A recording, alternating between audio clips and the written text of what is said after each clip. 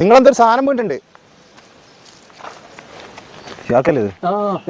അതല്ല ശരി ഇതെന്താ മംഗല കത്ത് എന്തെന്നാന്ന് അറിയില്ല അതൊന്ന് വായിച്ചു നോക്കിയാൽ ആ പെണ്ണ് ആടെ ഇട്ടിട്ട് പോയതാ പെണ്ണാ ആ ഇത്രയും സഹ്യം നിറഞ്ഞ സിയാദ് കാക്ക സ്നേഹം നിറഞ്ഞായിരിക്കും.